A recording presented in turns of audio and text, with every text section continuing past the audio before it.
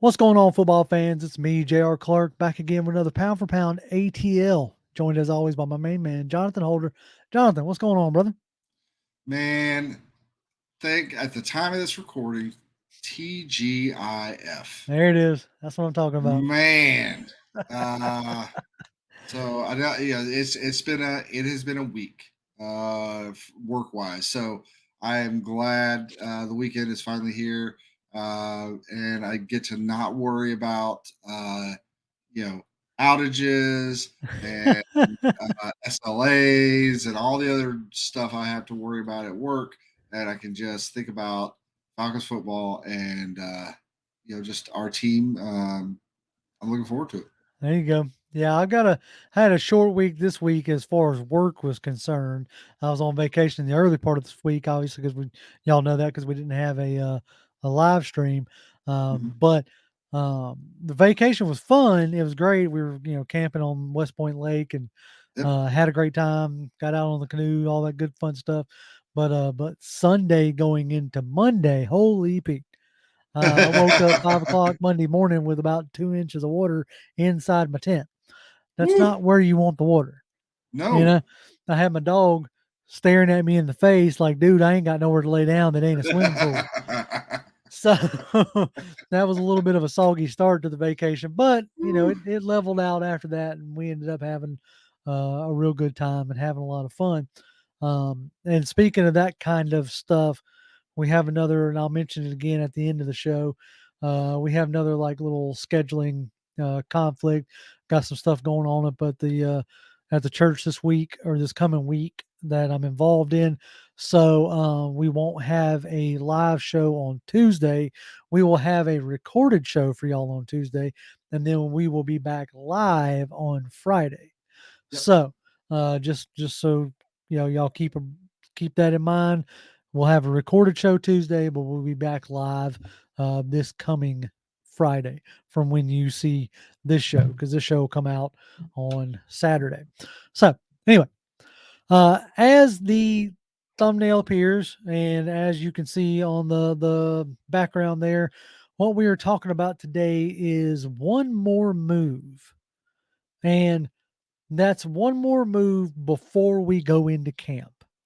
Now, not as camp starts, not before the season goes, but from now until the start of camp, considering where we're at, what we have seen of this group, what we have heard from the coaching staff, uh, what would be one more move that if you were sitting, Jonathan, or sitting in the GM chair, or I'm sitting in the Mhm. GM chair, or we just saw on social media today, Arthur Smith and Ryan Nielsen were all out in Germany, so maybe they're talking about something on the plane ride back from Germany. You know what I'm Yep.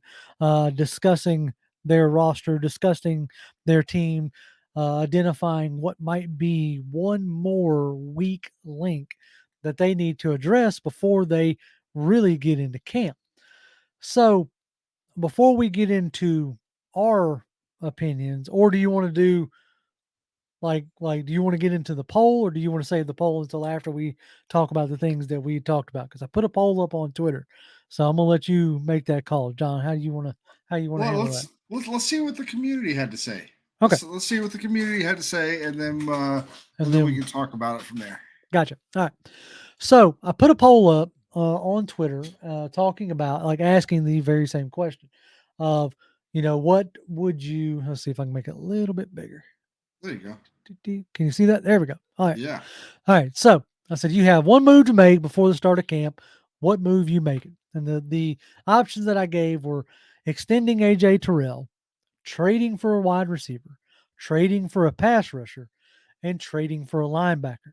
Now I did trading for a reason, as we'll get into, because I think that might be the only way a move is made. And the reason why I say it like that is because if you look at who's out there on the free agent list, outside of a couple running backs, there really is no like super inspiring name out there. So I figure if we're going to make a move for some talent, it's going to be trading. Yeah. And the other one that popped in my mind when I made the poll was obviously extending AJ Terrell. Now, public at large, as of time of this recording, I've got almost 200 votes. There's still 12 hours left. But extending AJ Terrell is landslide running away with in the poll. What are your thoughts on extending AJ Terrell at this point? Uh, Honestly, I think it's probably the most likely. Mhm. Um, it's because we can control everything. Obviously, we can't control Terrell and whether or not his camp agrees with it. Right. But I mean, everything seems to be going good. He seems to be in a good place. The his relationship with the organization seems to be in a good place. Um, so like this seems to be as good a time as any. Like getting in, kind of like with Lindstrom, like before you get to the point where um, uh, before you get to the point where you get to the end of this season, then it's like you got because we picked up his option, so we have him for one more year after Right. this year, and maybe they wait till then because we don't have to make a move for we don't technically have to make a move for a couple of years, but it depends on like what they want to do. But again, that seems like a get him now before because if he comes out this year with all the extra help around him with potentially a better defensive line that's forcing people to make throws when they don't want to, or doing it off platform, so your chances of getting picks are going to be higher, getting more defenses, all those things. And he comes out and balls out this year. The price tag is going to go up Oh yeah. tremendously. Now, Uh, so I mean, if you go now, you're betting that that's going to happen, and you while you get in, and maybe some people might call it an overpaid now. Whatever mhm. you end up paying him now is probably going to be less than what you would pay for him next season or next off season. Again, assuming that he does what we all think he's going to do, which is he's probably going to ball out. Right. And like that's when you're talking about extending a guy, now you're getting into like the business side of, of the NFL. Do you want to try to get him extended before some of the other big names like maybe get extended? The one that comes to mind is like Trayvon Diggs, Yep. before he gets a payday, before I'm trying to think of who else like cornerback wise is in line for a payday, and um, I'm drawing a blank on it. But anyway, but I did look up like who's the highest paid corner right now, and right now it's Jalen Ramsey, sitting at like $10 million a year, um, 10 plus million. So, would you be willing to make AJ Terrell the highest paid corner, and maybe like spread the money out towards the back end kind of deal, or you're going into next offseason with a good bit of cap space as well, Mhm. because you're not paying guys big money for receivers or quarterbacks yet. So do you like front load the contract and make him like the highest paid now, kind of Yeah. deal? So if I'm doing it to try to save cap space this year, which would then open up your ability to potentially go and do some of the trades that we want to do or that we think might be available, or Right, potentially signing a guy like another guy that everybody it's on everybody's lips every single time is like, what about Ngakwe? right, But I mean that dude's probably going to go for I mean, his last couple of years, he over the last contract he had was like 2 years, $23 million. right. So he's probably going to want in that neighborhood. Yeah, So if you want to try to open up some cap space, maybe that helps you some. Though I mean, he's probably he was a number one pick or a first round pick, so he's going to have a bigger contract than other rookies, but it's not probably like outrageously huge. So you don't even necessarily save money that way. But if there's some way you could do it to to save money this year to open up some more of that cap space, maybe you do it then.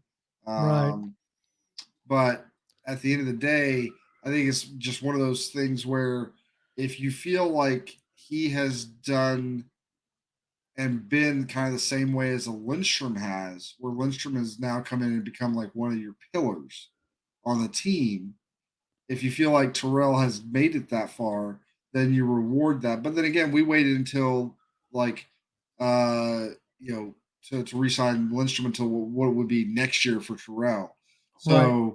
So that maybe that's maybe the reason why we're waiting on that. And if Jalen Ramsey is the highest paid player, highest paid corner, and he's like just somewhere north of 10, but less than 11. I thought it would be higher than that for some reason. So even if we were to make him the highest paid player, we're talking probably in the neighborhood of like 11 to 12, probably. So it's not outrageously expensive. So even then, I'd probably be like, well, I'd be okay with that. Wait until Right. next Yeah, yeah. Not the end of the world when it comes to that. And I could be wrong. Like I took a glance at it. That was the best I could find. Right now, AJ Terrell, let's see, I'm trying to he was due $5 million this year. Then my computer's acting a little crazy. Oh well. You can still hear me though, right? year. Yes. Okay. Uh, so yeah, he is 4-year contract. Trying to see how many years he's. Yeah, okay. One, two, three. Yeah, he's in his fourth year. Next year would be his fifth year. So like you could save it now and go ahead and just lock him up. That could Yep. easily be what you might So attempt to do. looking, I'm on Spot Track right now. Hmm. Right now, if we look at average salary, uh, the 2020, well, if we just look at 2023 cap figure, Hmm. it's Marlon Humphrey at Okay. $19.9 million. See, I like that was one of those things when I looked at that $10 million on Jalen. I got interrupted and started doing something else, and I never did get back to it. I was like, I don't know if that's 100% right. So I'm glad you looked that up. So Yeah, and that's like the top two guys are him and Adoree Jackson. Adoree is Dory like Jackson. Adoree Jackson is just a shade over 19 million. So they're about like Okay. So 900,000 apart. the question is, at that point, are we in the position like fan wise? Do you think paying AJ Terrell 20 million a year like is the move, right? And I don't know. Like I don't know with I mean, if you're going to right now is the time to do it before you have to pay if Desmond Ritter's the guy, you know, you want to like if you can get like we're 1 year, so we're in year two. So if you can get 2 years before you have to pay Desmond Ritter, if you can get 2 years into his contract, into AJ's contract, before you have to pay him, before you have to pay London or Pitts or what have you, um, like now's the time to do it if you're going to see that he's part of your plans going forward, if he's part of your future, you know, um, which they may like. I said it before, and I'll bring it back up. They may be feeling like you know Akuda could be an awesome addition, but in their minds might also be a backup plan because the fact that Akuda, is on his second team, gotten traded already, like they may feel like they could pay him less if versus Terrell. Now I'm not saying any of this is true. I'm just thinking that that was one of the thoughts that I had when they brought in both him and Mike Hughes, both former first round picks at the cornerback position, they may be potentially gearing up for not having to pay Terrell, um, Yeah, which would be, I mean, it's something that you have to consider when you're looking at the makeup of a team. Now, absolutely. And now, and what I'll say is, uh, we may have already tried to lock him up, but the problem might be that when we look at the scope of the NFL, uh, you've got Marlon Humphrey and Adoree Jackson out there at the top end at 19 plus $1 million a year. Cap hit wise, I mean, looks like salary wise, Humphrey is 19 and a half. Jackson is 13 salary, right? Right. Um, but the uh, you know, like right now, I don't think we would want to pay him that much, just based on his production, just based on everything else, like where he kind of sits. He's probably going to be in that 10 to 12 range is what we would want. And his agents might be like, hey, you got plenty of money right now. Play through this upcoming season. You're going to have more help. This defense looks like it might be better, or it looks like it's trending upwards. And if you come out next season and ball out, now we can go and ask for 21, 22, and be in a better position to do that. And it also might be a thing like from the team standpoint, they may be wanting to wait until next season when you do have another year of a ton of money cap wise. And if all the moves that you made this season pan out, you're not going to have nearly as many needs next year. Yep. And you're not going to Yep. have nearly as many holes to plug. And you can make one, two, three moves, and AJ being one or two of those, like AJ being one of those, three or four moves, as to Yep. where this year, once again, for a third year in a row, you've pretty much had to assign an entire new team, just out of necessity. Yep. So it could be, a lot less to be looking at. Now, back to our poll real quick. The one of the second options, the second most like glaring option was trading for a pass rusher. Now, I thought that was interesting because I really felt like the internet at large was going to jump on the trading for a wide receiver, Mhm. um, because of the way we feel about, at large, the feelings for, Mac Hollins and Scotty Miller, and Cordell Hodge and these guys being wide receiver two, and everybody's love affair with the traditional need for a wide receiver two. And I put it in that frame because I really think the wide receiver two is going to be, and I said it before, a platoon position Mhm. between, 1A, 1B is Pitts and London. And then like like target two is going to be, spread out between like Janu Smith and Cordell Patterson and Bijan Robinson and Matt Collins. Like I think they're going to platoon what we would consider to be wide receiver two. Yes. So, and I think the poll shows that maybe the fan base at large is starting to see that as well, or at least the fan bases that follows us. You know, Yeah. maybe I'm persuading some people. I don't know. It's possible. My guess is just like when you like if you get into any kind of conversation with baseball people, Right. okay, the one thing they will tell you, and this is true, doesn't matter if it's college, it doesn't matter if it's minor leagues, it doesn't matter if it's the majors. You can never, ever, ever, ever, ever, ever have too much pitching. Right. You can't. And from a NFL perspective, that kind of passes over and like translates to edge rushing. Like you can never have too much pass rushing. Two like Uh, the two most important positions on the field are the guys who throw the ball and the guys who go after the guys who throw the ball.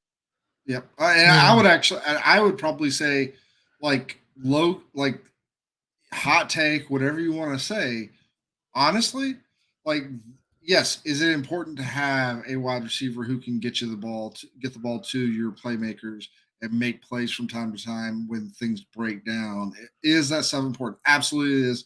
You can't have a Scott Peterman back there, who's throwing 5 picks every time he Yeah, goes right. out on the field. Right. You can't have that, but you can have a his name. I literally had it, and his name is gone. Oh, Trent. You literally can have a Trent Trent Dilfer. Dilfer. Yep. Or I mean like A Trent Dilfer can win you a Super Bowl. Now that requires that everything around oh, him everything else has to physically be has to it's be like top notch. right. But It's like Manning's second Super Bowl. Like you yes, it can't was not. That was not on Manning. no. Yeah, and for the vast majority of that season, the Denver Broncos were getting, like, I saw somebody put it out there today, a Zach Wilson level play at quarterback, Yep. and that defense was able to, win them that Super Bowl against Carolina. Yep. So, with that being said, if in that aspect, no surprise that the second most leading votes was a pass rusher. Well, So, yeah, and what I was going to say is like in my brain, if I am building a team, the two most important areas of the team for me personally, okay, are the guys who go after the passer, your pass rushers. If you got good pass rush, you're going to win most games. right, Um, and the other side of that token is the guys who protect the passer, yeah, the guys who protect the passer, who open up the lanes, who open up the passing lanes, not running lanes and passing lanes, to allow your quarterback and the other playmakers to do their job, and right? you can. Eh, I was going to say you can say what you want to, but the offensive line is the engine that drives an offense. It Like, absolutely they is. get no hardly any credit, but they deserve all of it. Because Absolutely. if you can't, a quarterback, as we watched last year and the year before that, like, the quarterback can't throw from his back, even though Mariota tried. Like, and Troy Aikman is in the Hall of Fame because of that amazing Dallas Cowboys offensive line. yep, Like, yes, he had Emmett Smith. Emmett Smith is in the Hall of Fame and in the record books as the leading rusher by yards and all that such stuff. He's in that. He is there because of that offensive line. If he had the Detroit Lions offensive line that Barry Sanders had to run behind for so many years, he doesn't. He Emmett Smith is not that kind of running back. That he would have been a good running back. Is he the Hall of Fame shoe in? Is he the most amount of yards rushing in a career? Probably not, because he's gonna be taking a lot more big hits. right. He's not gonna get all the gaping just driving Mack truck through type holes that he got, especially in like the first 3 quarters of his career, uh, because of that offensive line. But so the two most important parts are the pass rushers and the pass protectors. Yep. And those you get the if you are good there, you can make do with other things in other places. But yeah, pass rusher, you can never have too much pass rush. You can that but now the difference between the defense, the pass rushers versus the pass protectors is like once you get your pass protectors, you're kind of it's always the same guys. So technically, you can have enough pass protectors. Like pass rushers, those guys are going, balls to the wall the whole time. So you need to constantly be refreshing them, letting them get a rest. You need to constantly be doing that stuff. So as long as you still have pass rushers in reserve, then you're good to go, which means you just need more and more and more, as many as you can possibly get on your team, quality pass rushers, that Yep. is. So yeah, absolutely. Pass rusher. I was honestly surprised. I thought that pass rusher would be number one.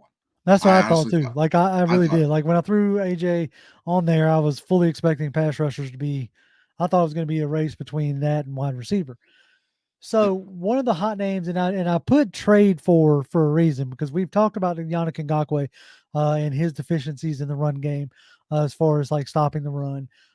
So I don't really necessarily consider Yannick Ngakoue. So the two names that came to mind, and I'm not going to spend a ton on the first one because I don't think it's nearly as a possibility as the second name that I'm going to bring up.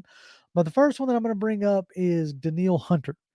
That is the pass rusher extraordinaire out of the Vikings, who's played a handful of seasons for the Vikings now. Stands 6'5", 263.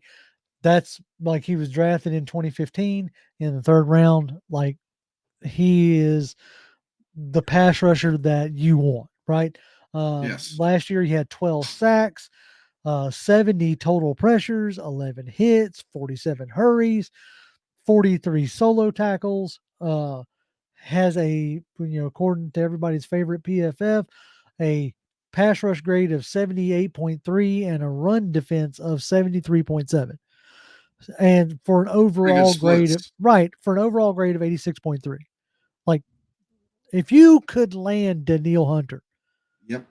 holy crap.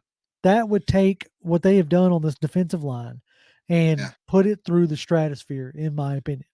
But again, like, so here's the kind of devil's advocate to this. Yeah, Okay, the devil's ad. So, and I will say this: this will be his eighth season. right. He's been in the league 7 years. Yep. He's 20, Uh, currently 28, will uh, be 29 at the start of the season. of the 7 seasons, four he has gone for double-digit sacks. Right. Um, so the other three, it was like 6 and 7 sacks. Six his first year, seven his third year, six his sixth year. So like he still gives you production even in his down years. He's not like disappearing. No. But the to play devil's advocate here, if okay, this is Uh-huh. if you are confident or feel confident in the progression of guys like Arnold Ebiketie, if you feel confident in guys like D'Angelo Malone, if you feel confident in your Zach Harrison that you brought in, like maybe not for this year, but for years that for starting next year or the year after or whatever, like whatever development plan you have in place for him, then you bring in a guy like Danielle Hunter, then as long as short of injury or whatever, big third down, passing down or whatever, you're going to be bringing in Danielle Hunter. Like you're going to be Danielle Oh yeah, yeah. Hunter. No, it's gonna stunt. Uh, It's gonna stunt the development of any of those guys you just named. Like straight up and down. yes, Like you're yes, bringing him, and that's why, like I said before, I'm not going to spend a ton of time on Daniil Hunter, and it's for multiple reasons. One, for what you just talked about there, as far as like stunting the growth of guys like a Zach Harrison, guys like an Ebiketie, a Malone, what have you. But also because he is 29 or will be 29 either by the start of the season or sometime in the season. So now you're talking about a pass rusher who is squarely in the middle of his prime. Now you're getting a guy who is going to be on the downside, like going into the downside, right, of his career, depending on how he, matures, or not matures, but how his longevity ends up being. Then you're also talking about, the money, as yep, far as like he's already getting paid a good chunk. You're going to have to take on a good chunk when you bring him in. And so you're going to have to restructure him pretty much right away or give him an extension to move some of that money around. So those are all the factors when you're talking about Daniil Hunter. I would love to add him to this line because yeah, um, what you brought in the, and this plays into the other guy that we're going to talk about here in a second anyway, but what you brought in to add to the room was Calais Campbell, or is Calais Campbell, who is 36, 37 years old. Definitely, you're talking about 1 year at a time with him. This is potentially his last year, and we're going to say that pretty much every year, right? Then you brought in Bud Dupree, who is like, you don't like his best season. He gave you 11 and a half sacks, or not you, but he gave, I think it was the Pittsburgh Steelers 11 and a half sacks. So that was the only time he's had double digit sacks, and he's been often injured. He feels like he's finally healthy and ready to go. So you're taking a Cordell Patterson type gamble on him, right? So those two guys potentially really could be 1 year rentals. mhm. So you bring in Daniil Hunter. This is your pass rush guy for the next 3-4 years. Oh yeah, Potentially is what and, you're hoping and what you're and thinking. he's a guy right now Right, is AAV, his average annual value or whatever that is 14.5 million dollars. right, right. You're So you're going to be sinking a lot of money into him, a lot of resources, and you're going to have to give up. You know, I don't think you get Daniil Hunter for short of a second round pick, probably yeah, more than likely a first round pick. So you're going to if have you to give up a now first. now unless they're talking trying to trade him off to shed salary in some Then way it might case, be yeah, then it then you might can be a maybe get different away with a right where you third, maybe a fourth, but You might do like a third conditional second kind of deal, maybe something of that nature. So Yep. I think that Daniil Hunter is like pie in the sky. Like Yes. that's the guy who obviously I would love. That's swing for the fences, kind of guy who instantly transforms this pass rush room into like this defensive line into a formidable unit, like right off the rip.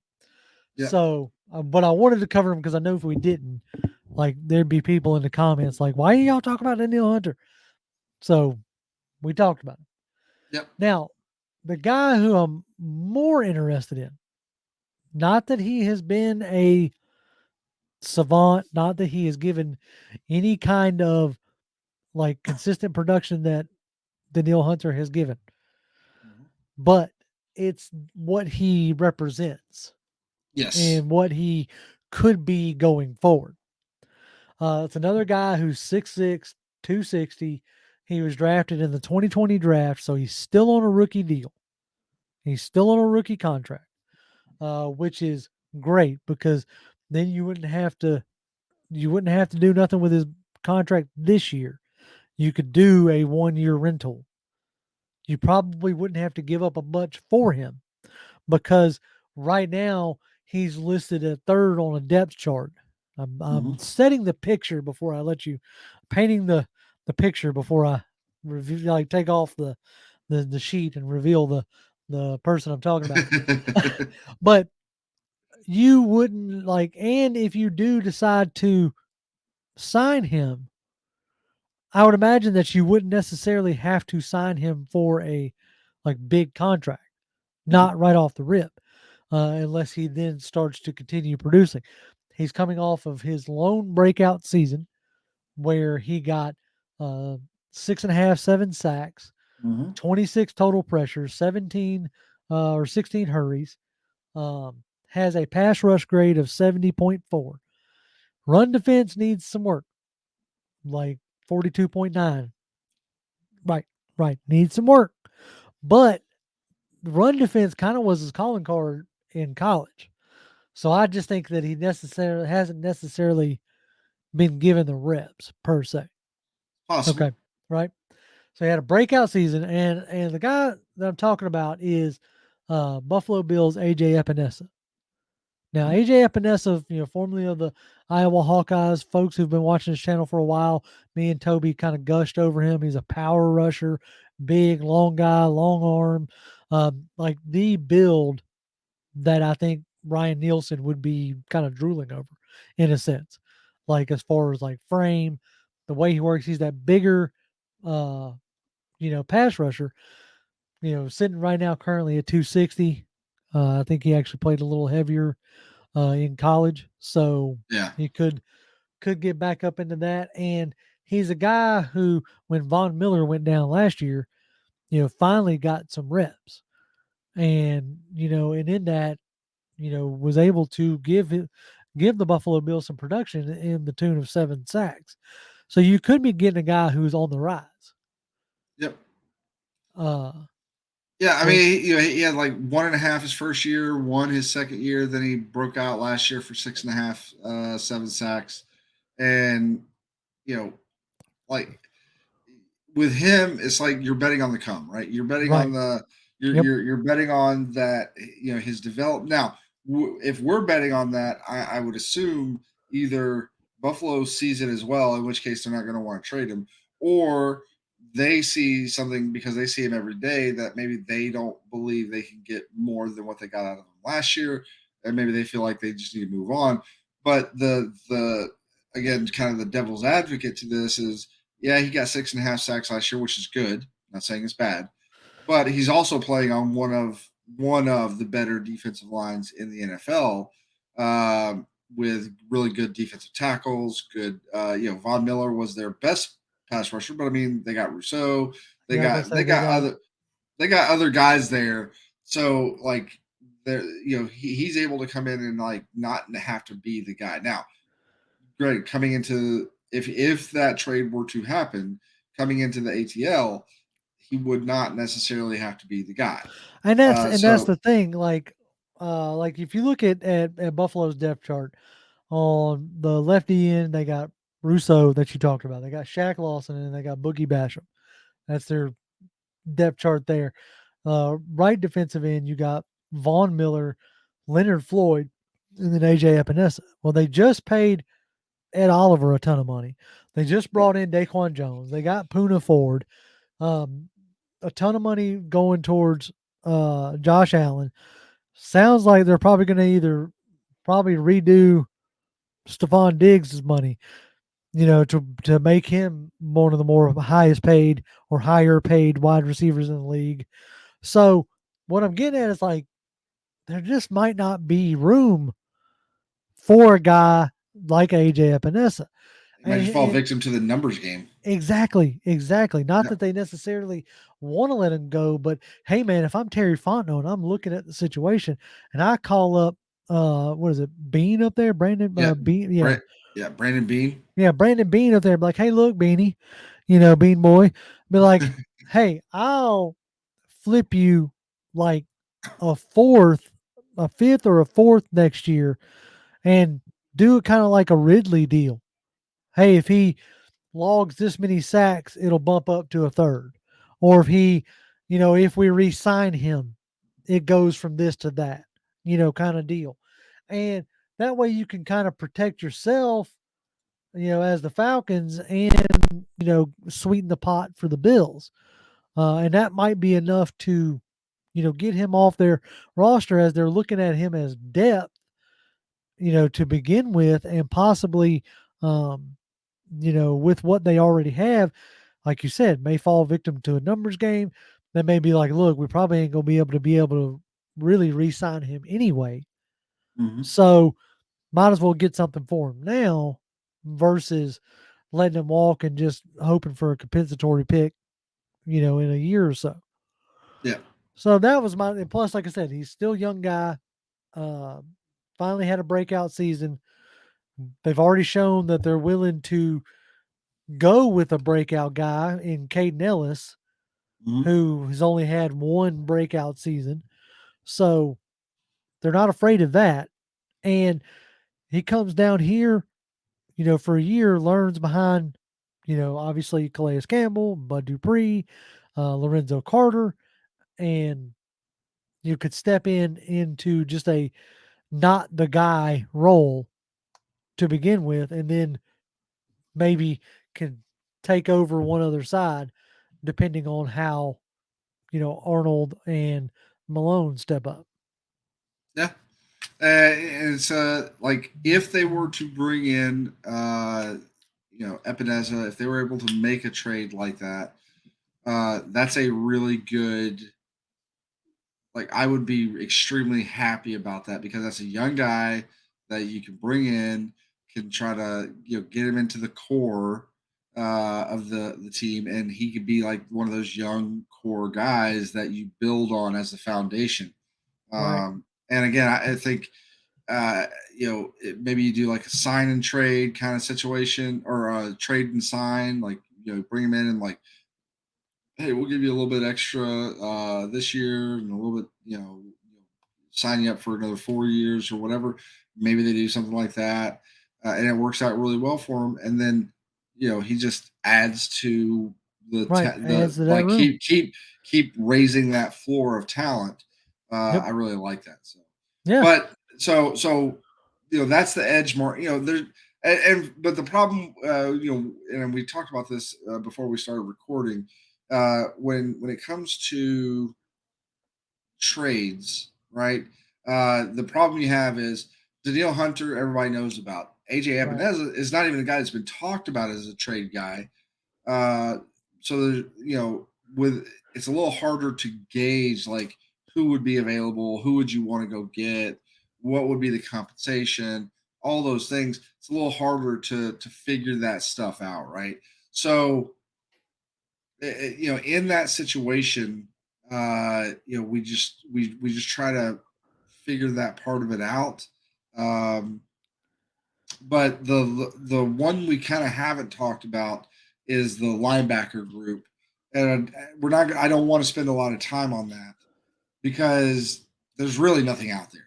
Like No. as far if it's, especially if you're looking at free agency, there's really not a lot. There's Deion Jones is still banging around out there somewhere. So like there's a bunch of guys out there. Rashad Evans, I think, is still out there. Yeah. So like the ability, the options in free agency are not especially like we're licking All our chops inspiring. on it, Yeah. you know. And then on top of that, like the guys that you would want to trade for are guys that like either literally just signed new contracts or what have you. So the market for that is just not there. No, not Uh, really. and I think unfortunately linebacker. Now we're assuming, looking at it from the outside in, we're assuming that they just the linebacker portion of the defense is a situation where the team was like, we got to sacrifice somewhere. We can't go everywhere. We can't spend money everywhere. This is the part we're just gonna kind of hope works out Hope for for the us. best. Yeah. Right. That's what we're like looking at from the outside. That's kind of what we assume. But for all we know, that may be the part where they're like, we're fine with what we got there. Is it like the top tier? No, but it could be. We don't know for sure what we got there just yet. So, but the linebacker, some would say the wide receiver, though we did make moves there. Maybe some would even say like offensive line, though we invested in Yeah. that We we in the finally. draft. Yeah, I was about to say draft Um, pick and then betting on some other guys to take a step forward kind of deal. so really like over the course of the offseason, I think the one spot that didn't get the love is probably that linebacker group, and it could be because that just was like that it was the odd man out when it came to the Right. love given, or it was a spot where they felt comfortable with what they had, and so they didn't feel the need to go do that outside of obviously Caden Ellis. Yeah, I was about to say, but Uh, that's a real like handing the keys to a 1 year breakout star and a second year like player who was not a career linebacker. that's the That's a gamble you risk. take That sometimes. yeah, that's the gamble, and that seems to be where they are gambling right now. Yeah, And so that's where I'm kind of like, yes, the guys that you want, you're not going to be able to get really, and the things that are out there aren't necessarily very awe-inspiring. So I figure, if we could really ramp up that pass rush and make it, insane on a quarterback trying to get the ball out, maybe we can cover up maybe the defensive line can cover up the linebackers a little bit and yeah. keep those guys safe in that aspect.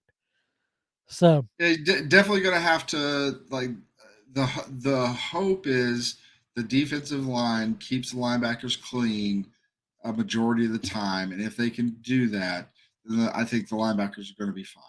right, Having to take on offensive lineman blocks all the time is, but that's a recipe for disaster. I don't care who you are, even the Ray Lewises of the world. Ray Lewis is a great player. Whatever you want to think about whatever happened in Atlanta, that early in his career, I mean, it is what it is. He went to court. Court said, whatever. But as a just strictly as an NFL player, the guy is a great player, right. and he's deservedly in the Hall of Fame, strictly as a player. Okay, but that guy probably owes a lot, a significant chunk of his of like his stardom to guys like Tony Siragusa. And guys who were able to Uh, keep him clean and let him play a million miles an hour. They If you had they had the Syracusas of the world. They always had those really big nose tackles to really like clog up that middle, not let those offensive line guys make it to the second level to get a body on him to allow him to roam free. That's how you get a linebacker like a Ray Lewis. That's how you get guys like you go to New Orleans and you look at Demario Davis. right. Like that It'll guy be is. interesting to see what Demario Davis looks like this year without Onyemata and Tuttle in front of him, Yep, because both yep. those guys are gone and they've had to replace both those guys. So It's going to be interesting. But yeah, I It think will that be.